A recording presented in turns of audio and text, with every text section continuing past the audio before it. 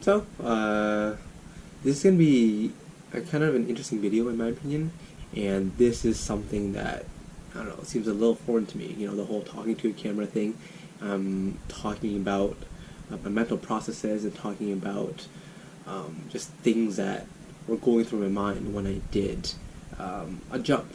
It's a jump at the Monkey Vault in Toronto. And it's basically just a jump from a wall to a bar that's facing perpendicular to the takeoff. So you're basically jumping, 90-degree turn, and you're landing on it. I mean, technically, it's actually a pretty, semi-difficult jump.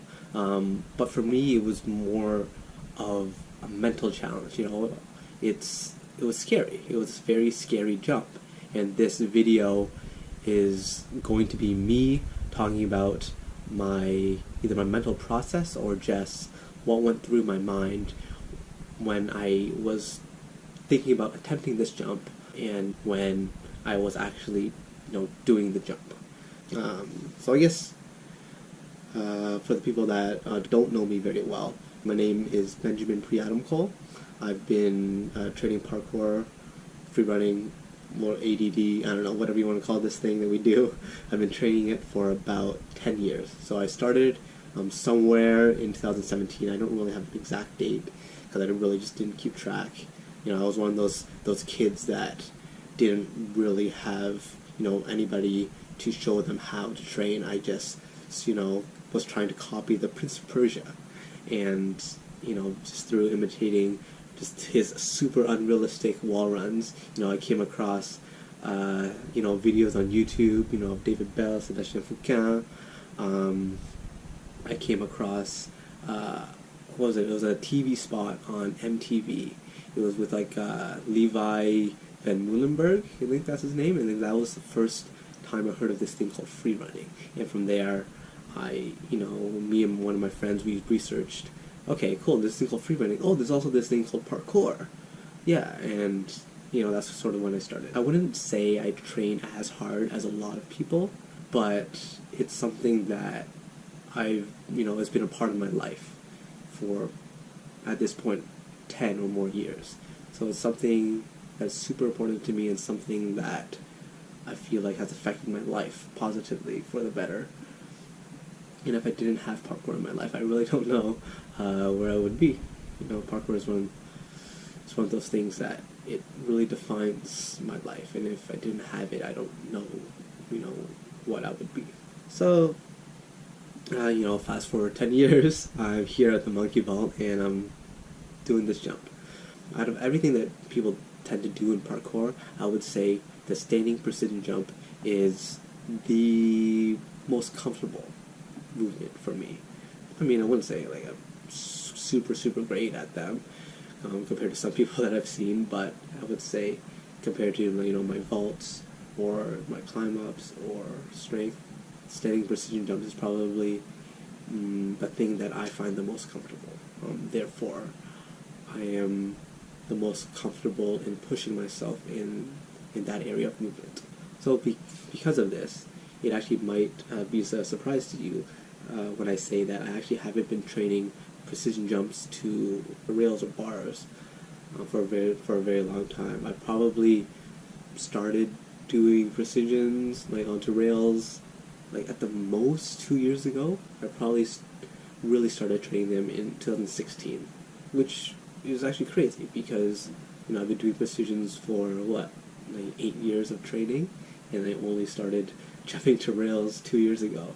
Which is also another reason why I think, for me personally, this jump that I did at the Monkey Vault was super important and super, defining. I feel like this is a milestone that I hit because it's probably one of the scariest jumps that I've ever done. The first time I saw this jump was probably around maybe 10 months ago. So it was around December 2016. I went to the Monkey Vault with a few friends from Waterloo and Hamilton, and we decided just to have a small, meet up in the Monkey Vault. And this is the first time I ever noticed this jump. I mean, apparently people in the past have already done this, but when I was there, I looked at this jump, and I was actually unsure if I was actually capable of doing that. So at that time, I did not attempt it, but since going there, I thought about that jump a lot. So you fast forward around 8 months, on August 10th, no, it was August 11th, I went back to the monkey vault with one of my friends from Mexico, Josephat, and I looked at the jump again, and I thought in my mind, hey, this is doable to me. Like I think I can jump the distance. I don't think I was mentally prepared that day, so I did not attempt it again, but I had it in the back of my mind that it was something that I wanted to complete before the monkey vault actually moves to their new location. So around 1 month after I actually started, thinking about this jump, or thinking about that I could actually do this jump, I went back, and it was on, I think it was Labor Day actually, or the day before Labor Day, and that's when the first time I actually attempted it. So I'm probably going to insert like a clip or something of my first attempt at this jump, and to be honest, it actually looks a little bit sketchy. Another reason why this jump is important is I sort of made, not really I made 2017 this sort of year, but I would say 2017 sort of became a year where I didn't really push myself physically. Like, definitely haven't gotten stronger this year. I may have gotten better like a little bit technically, but I have definitely grown a lot mentally. So what actually inspired me to focus on fear would probably be two people. One, which would be Max Henry, and two would be Andrew Obenreder. So the first dude, Max Henry, the guy who has like flawless everything. He's a beautiful man. So when I was at Parkour Generation Rendezvous in 2016, Max was one of the guest coaches, and he had a session that was actually based all around fear. In that session, we had to do this like super scary precision jump. It wasn't a very big jump, but it was a precision from a wall to a bar, but on the other side of that bar was probably about a 14-foot drop. Technically, it wasn't a physically challenging thing, but it was a mentally challenging thing. So what I got out of that was Max explains, his concept of committing to promises. So, for example, if I promise myself that, hey, I'm going to, stick this landing on this bar, I better do it. It's the importance of commitment, really. For what I got out of Max's teachings, like he talks about these things called promises. However, for me, I think what I really learned through Max, and also Max's book, The Parkour Roadmap, he actually talks about promises and actually things like intention. It actually isn't that important to stick a landing. It's more important that you do what you intended. So if I want to bounce back off the bar, then I do a bounce back. If I want to overshoot on the bar a little bit, I overshoot. If I want to stick it, then I stick it. It's not necessarily important what you do, is that you do what you intended to do. And I think that's one thing that I've really come to practice a lot. It's not necessarily just those sticks that you want, it's, those controlled landings, whether you want to continue forward, fall back, fall sideways, and you land things how you want to land. So that, for me, has been a big focus this year, and it's not that I never had the ability before to do that, it's just I've realized that it's a different way of thinking about, a jump. Before I would just think, oh, I gotta stick it, right? And stick was like the end goal of a precision jump, whereas that's actually not the case. The end goal is whatever you intended. So the second person that has probably influenced me a lot when it comes to fear, and I would say more so than Max Henry, would be Andrew Obenreder. So earlier this year I went to Mexico, and I stayed with Andrew for a couple of days, and then I went down to Toluca, which is where I generally stay when I'm in Mexico, since all my friends are there, and there's some cool people to train with as well. During that week, there was like a small jam camping thingy, and Andrew ran workshop in just about fear management. There he sort of talked about his experience with fear and how one of his friends almost died, doing something that was, physically within his limits, but that was super, super scary, and how Andrew actually deals with that. So there in that session, I really learned about, how Andrew deals with a lot of his fears through either meditation, through imagining, your movements, visualization. So that's actually one tool that I really use a lot is when I'm about to do a scary jump, I visualize and experience it in my mind. Like, how does it feel? How would it feel to do this jump? Because I've done thousands of precision jumps in my life. My 10 years of training, I've done thousands. So I know what precision jump feels like. So how is this jump that I'm about to do going to feel any different? And I think that actually helps me a lot mentally prepare. So I visualize the jump. I look at the space, I close my eyes, I imagine it in my head, and then in my head, does it appear to be the same as what I, just looked at? If it is the same, then I know I'm visualizing it correctly, and therefore I can visualize the jump correctly.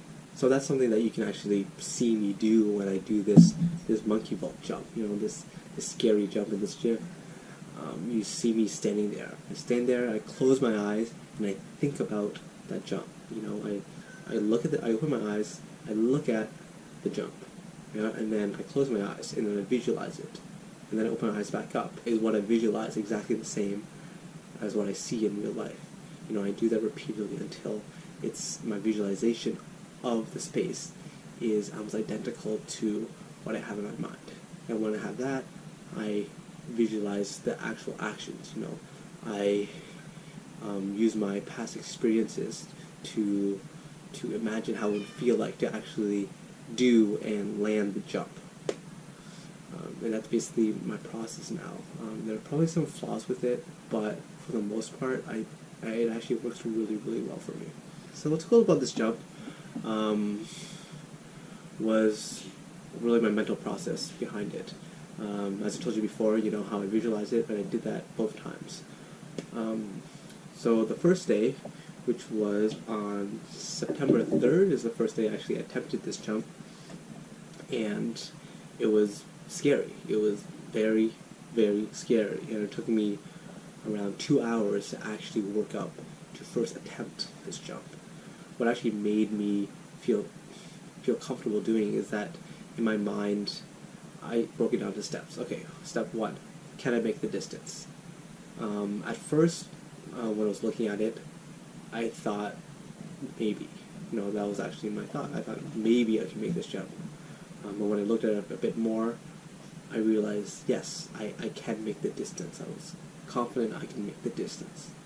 And then step 2 was the landing, right? Okay, I know I can jump that far now. Now can I, get my feet to hit that bar? And I felt comfortable enough to say, and I said yes to that question. I'm able to jump, I'm probably able to turn, and able to land moderately safely. Because I feel like my precisions are good. I can get my feet to hit that bar pretty easily, and I was confident of that. To be fair, I probably haven't actually done too many precision jumps where you have to jump and turn and land on the bar, but for whatever reason that day, I feel pretty comfortable with that. And the bailout for that kind of precision jumps to rails, I was very, very comfortable with. I was doing, I do a lot of precisions to rails now, and the bounce back, I'm super comfortable with the bounce back onto rails, and I knew that if I were to mess up, that's most likely what my body would naturally put itself in. I would probably bounce back off the rail, and then either just go straight to the ground or catch with my arms and slowly lower myself. So when looking at these clips, I actually realized that I wasn't really trying to stick it. In my mind, it was still super scary to me. It was a new jump, and the technical aspect of jumping and turning I wasn't super familiar with. I've never actually stuck any jump like that previously, that distance, or that involved a turn like that. and I realized that the dynamics of sticking a jump like that is totally different than the dynamics of sticking, a jump that's parallel to your takeoff. So I realized on day one, I was not really trying to stick it. In my mind, I was in the moment. I was trying to stick it, but when I looked at my actions again, I realized that that really wasn't the case. I was really just jumping and just trying to get my feet to hit the bar, and that was really it. You can see that my first attempts were actually pretty bad. Like, I was not landing super cleanly. It doesn't even look super controlled. However, throughout my attempts, I feel like they got slightly cleaner, just a little bit cleaner, and I realized that I probably wouldn't be sticking this today. I probably wasn't in the right mental state, and I decided just to stop my attempts. So there was around a month between my day 1 attempts to my day 2 attempts, and within that month, I thought about this jump a lot. I thought about, what exactly was I doing wrong? What exactly was I doing right? And I realized that, when I told you when I was looking through these videos, I realized I wasn't really trying to stick it. I wasn't, breaking down the movement properly, and the reasons for that was because I was just scared. So in the moment, I actually wasn't thinking clearly. I was just doing the jump, but I was not trying to do a good landing. I was really trying to hit that bar and hoping I would stick. So I think the technical reasons for that is because of the difference between landing a regular precision jump and a big precision jump and doing 90-degree turn. When you jump into a precision jump regularly, you can reach out with your feet. So you can actually reach out and you extend your feet for the landing. You can sort of absorb in. Whereas when you're doing a jump where you have to turn in 90 degrees, your body finds it very difficult to absorb something in sideways like that. Of course, sure, it's possible, but it's a lot more awkward.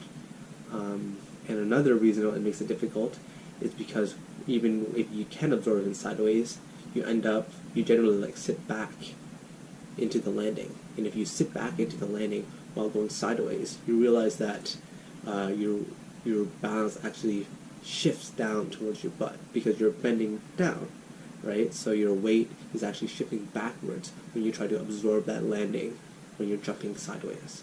And I realized that I was doing nothing to try to correct that on my day 1 attempts. So on day 2, I was actually very, very happy with it. When I looked at the jump that day, it was weird. It looked short. It looked super close and super doable to me, which was totally different from day 1. And another thing that I found kind of weird is that most jumps that I come back to, jumps that I have done in the past, when I come back to them, they usually look larger, actually. Larger than what I imagined, because I think when I look at something that I know I've done in the past, I think it looks closer. But this was something that I didn't accomplish in the past. So if I'm looking at something that I didn't accomplish in the past, my memory of it is bigger, is longer. So when I actually looked at it on day 2, in my mind, it was a huge jump, a huge distance, something that was super difficult. So then when I actually went there in real life on day 2, it actually appeared very, very short because my memory of it was bigger than the actual jump itself. So day 2 was great, actually. Day 2, I felt super confident. I felt super, super great about the jump. I was still a little bit worried about, the turning and landing part, but it was vastly better than day 1. So day 2, I warmed up a bit. Maybe it took me about, an hour to really warm myself up and work myself up to actually trying the jump once more. So another thing about day 2 actually made it difficult was that there were a lot of kids around that day, a lot more than the first day. I think it's because it was a Canadian Thanksgiving, which made it a little bit difficult to have all these kids running around, and it didn't actually help. I don't think. Whenever I was standing up there going for the jump, there would be kids, running underneath me. There would be kids, on the sides of me, waiting for me to jump, and it actually kind of made me nervous. I feel like I would prefer just nobody being there. However, there's one thing that I think that actually, I want to say it's a good thing, but it's something that I noticed. When there are actual, people watching, people waiting, for something, for you to do something cool, there is still a part of me that wants to, fulfill that for somebody. Some people would call that, sort of like a show-off mentality. Even though I really don't like it, it's still a part of me and a part of, who I am. I have that little piece of me that likes, showing off to people. I'm not very proud of it, but it's a part of who I am. It's something that I'm still trying to work on. Because of that, I think, having some of the kids watching me, even though it made me nervous, I think it possibly helped me, actually go for that jump for the first time, because I wanted to fulfill other people's desires to see something impressive, to see something cool. So to continue with the day 2 stuff, you can see that my first attempts for it were much clearer. I think they were much clearer than my first day 1 attempts. And that being said, I think my first couple jumps were still just me in the mindset of, hey, I just need to make it first, and then actually try to actually stick the landing. The first 2 jumps, even though I was trying to stick it, I was really just jumping the distance, and I was making it, but I wasn't really making a solid effort to try to land it properly and stay on the bar. So after a couple of attempts, I would say my third attempt was decent. I think that's the one where I actually kind of reached out with my left hand and sort of stopped myself from falling instead of doing my regular bounce back. And it was pretty effective, because I at that point I was actually thinking about, okay, I'm jumping, I'm falling, what can I do to actually stick this landing, to stick this jump? Okay, I need to jump, and instead of sitting back into it, I need to lean forward instead, right? Like lean forward, land directly on the bar, not behind the bar, and stick the jump. So then the only reason why I think I was able to do that is because I was feeling sort of like comfortable with it. It took me less time than day 1 for me to actually attempt the jump each time. On day 1 it was taking me a minute, 2 minutes of me just standing up there and then jumping, whereas on day 2 it was taking me maybe 30, 40 seconds, under a minute to actually do the jump, to do an attempt. And because of that, because of my confidence that day, I think I was able to think about the jump more critically and actually make adjustments to it, and eventually to be able to stick it. So another thing that actually happened on day 2 was that I was actually feeling a little bit rushed, because we actually had to be somewhere at around 6 o'clock that day. And my last attempt was maybe like 10 minutes before we actually left the gym. That last attempt where I actually stuck it. So I feel like the pressure actually helped a little bit. Well, I wouldn't say it helped me do it technically better, but it helped me motivate myself to actually give more attempts, because it was something that I really wanted to stick, really wanted to do. I didn't really know if I would actually be able to come back to the monkey vault before they moved to their new location. So just a quick recap of this jump. It was probably one of the scariest jumps that I've ever done. I mean, it probably wasn't the most risky per se, but it was the combination of a decent height. I mean, it wasn't like a height where I would die from or anything, but it was a decent height and something that was actually pretty technically challenging for me. And the combination of the two made it mentally very, very scary. So this jump, I am super, super glad that I did it. I'm super glad I did it before the monkey vault moved, and now I can actually be happy for when the new monkey vault opens, so I can go there and I can enjoy the new monkey vault without ever having to think about this jump that I never did. So yeah, that's basically it. That's a scary gym jump, technical mental analysis. You guys probably learned a little bit about me as well as a person. Yeah,